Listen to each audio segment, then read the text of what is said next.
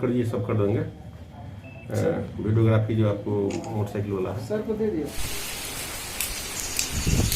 हाँ, दिनांक 24 की रात्रि आपको मनिया गुमती के पास मोहम्मद सगीर जो चिलमरा के रहने वाले थे, अपनी मोटरसाइकिल से आ रहे थे।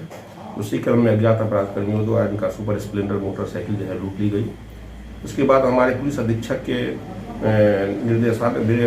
नेतृत्व में एक टीम का गठन हुआ, जिसमें थानाध्यक्ष मुफस्सिल, थानाध्यक्ष दंडखोरा और अन्य पदाधिकारी मुफस्सिल के थे। और इसमें सीसीटीवी फुटेज और अन्य टेक्निकल इन्वेस्टिगेशन के आधार पर अपराध कर्मियों की पहचान की गई। इसमें मोहम्मद सादाब अंसारी जो हरिगंज का निवासी था, उसको गिरफ्तार किया गया, जिसने इस कांड के संबंध में अपनी संदिग्धता भी स्वीकार की और उसके बयान के आधार पर इस कांड में लूटी गई मोटरसाइकिल, उसके अलावा एक अपाची मोटरसाइकिल, जिस मोटरसाइकिल से लूट की घटना का अंजाम दिया गया था, एक एप्पल कंपनी का मोबाइल फ़ोन, इसके अलावा उसमें मोटरसाइकिल में जो बादी था, जो पीड़ित था, उसका स्टेट बैंक का अकाउंट में पासबुक और अन्य कागजात था, सभी बरामद हुआ है।